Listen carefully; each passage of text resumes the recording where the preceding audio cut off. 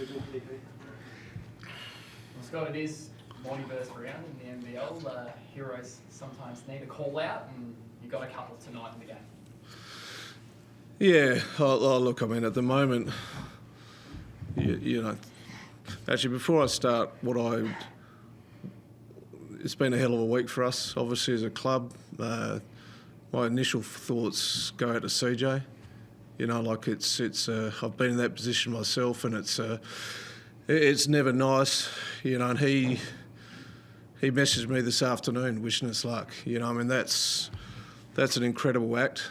So that's my initial thoughts coming to this. But yeah, we've got work to do. Obviously, 116 points we're just not going to win games if we're giving that up. And I thought at times there was great signs. I thought our energy was good at times, you know, but we just got to understand there's moments when you just have to make a stand and get that stop. And I thought when we got the lead and got our noses in front, you know, there was a chance to move on from there and really put our stamp in the game. But you know, too many easy shots. You know, the way they shot the ball from the perimeter, it was spectacular. You know, we tried a number of things defensively, and clearly not a lot of them worked. But I appreciate the guys' effort after what has been a challenging week.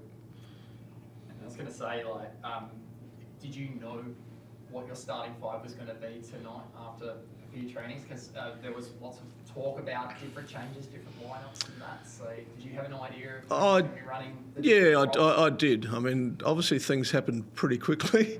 You know, we've had 3 days to get ready for tonight. So, you know, I spoke publicly about, you know, wanting to get minutes into Trent and wanting to get minutes into Nick Marshall, and I feel that's important. You know, I think that's so bringing Trent into that starting group. You know, he's progressed. You know, during this time with us, and you know, he didn't have his greatest game tonight, but I thought his energy and his athleticism could have helped us. But, you know, we got down early, but then we fought back and we were right in the game. But unfortunately, it just kept getting away from us, and and then it was too much. And Isaac, yourself tonight, 22 points, 9 rebounds, 2 assists as well. Felt like that was one of your really strong games tonight, and a very deliberate way to attack the Cairns defence. Yeah, Scotty made a very sort of welcomed emphasis on playing inside to start the game. You know, we've dabbled in it in the past, but tonight there was a big emphasis on starting, you know, inside out, and getting the inside dominance and inside presence going before we sort of explored the outside game. And I think it just worked well for us, matchup wise, and we just. I don't know. I just think it worked well for us in this instance. And in the first quarter, they obviously were very white hot from that 3-point line, but then you managed to shut them down. I think it was 1 of 5 in the second quarter. What sort of changes did you make defensively? We saw some jumpy zones. We saw some different looks there. Yeah, we're trying things out. Obviously, you know, a lot of shifting this week, as we all know about. So obviously that means shifting within the style of play as well. So we're trying things out. We're trying to learn different things, you know, almost on the fly because we haven't had much time. But you know, when teams come out and start hot, they have to slow down at some point. So I think between us shifting our defense and being a little bit more deliberate on defense with the 3-point and them just like sort of losing fire a little bit, I think it just slowed down a little. Thanks, Isaac. Thanks, Scott. How did the conversation go with Mitch when you talked about the starting lineup? Fine. He's professional, and I think the conversations that we had with all the players, everyone handled it professionally. I've also said to them things can change quickly. I don't think you can, you know, have the performance especially that we had last week and not make change. Obviously, we only made the one change in the starting lineup, but you know, he handled it like a pro, and I would expect everyone else to do the same thing. Will you stick with that 5 for the foreseeable future, or can we? We'll see. It's a bit raw in our mind at the moment, but look, I thought once again, there were some good signs. We got bogged down offensively, in that fourth quarter and didn't move the ball and turn the ball over at crucial times. Now, can that benefit from having another guard in the game at various times? But I am committed to playing those young boys. I think it's important. Moving forward, that we see what Nick Marshall has got. He's an Adelaide boy. I want to invest in him. I want him to have the opportunities to play for this club for a number of years. Now, ultimately, we want to win this year. We've got 14 games left, and we don't have very much margin for error. But I'm still committed to the long picture. Whether I'm part of it or not. But and I think that's the way we've got to look at it. We've got to be prepared to take some lumps early. But I'm not a very patient man. I don't like losing. And we've got to, as I said to the boys after the game, we've got to correct this stuff on the training track. It's got to be. We've got to play. The way the teams play against us is the way we've got to play against each other in training. I understand the eye on the future. They didn't.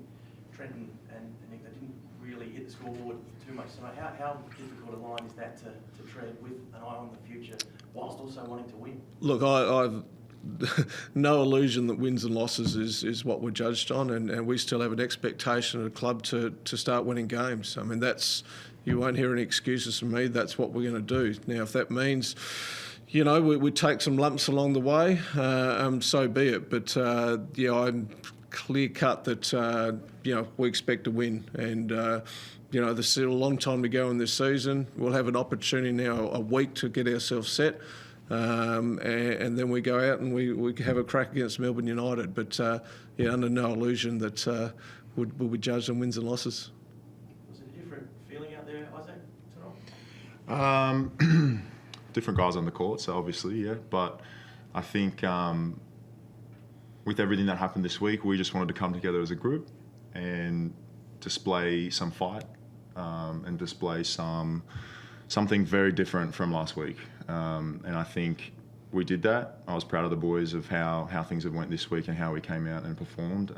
Yes, there were absolutely things to improve and a lot of errors and that sort of thing, but our heart and our fight was there, and that was something that we didn't have last week. So, like Scotty said, this week's very important for us. We need to go back and spend the whole week coming together with all the new different shifts and the new things that is going on, and try to find some collective mojo, gel, however you want to say it. But that's the most important thing for us moving forward. Mitch's motivational speech at training has got a lot of attraction. How did you take it? I just asked him how it felt to be a viral superstar. Look, we needed something like that. Mitch is our captain. We all listened to him, and whatever was happening, he felt that needed to be said, and we listened. We respect him enough to listen to his words, and that's it, really. Scotty, how's your head spinning? I mean, obviously 13 years ago we were talking about Cortez Groves, now we're Ballinger to It's been a bit of a crazy sort of week for you personally.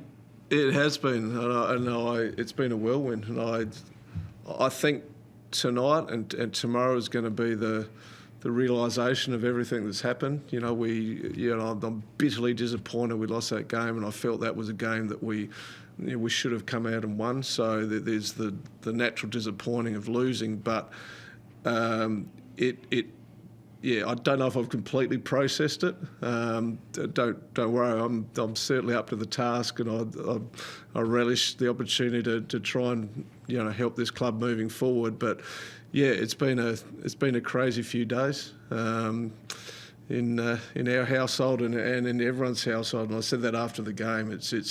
It's been an emotional week for everybody. Everyone just needs to go home now and just relax and put their feet up tomorrow and just once again try and move forward, because that's the only thing we can do now.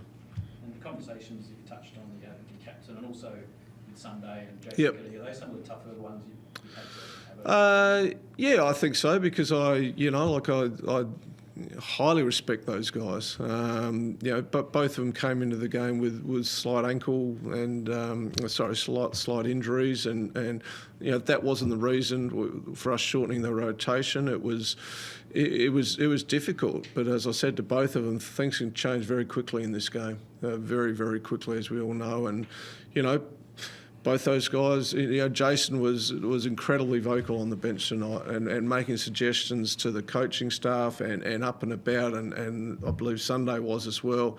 Torhi the same, and I said that's the way we need to be. I don't expect them to be happy, at all, but when you're on that bench and when you're wearing that 36er uniform, you need to be a professional and you need to be a great teammate, and I thought they handled that unbelievably well. Despite the result, has the coaching bug bitten you? Is it something you could potentially see yourself putting your hand up for? Oh, absolutely. I think, 2.5 years ago, I wasn't coaching basketball, and I've got my wife Rebecca to thank for pushing me back into the NBL 1 level where we had some great success, especially initially. I thought it was out of my blood, but it certainly isn't. I love the thrill of the competition. I love seeing players get better. I love seeing teams come together. So, yeah, absolutely.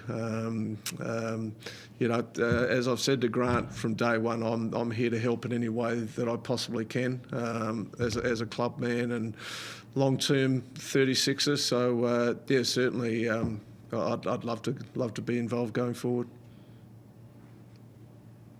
All good.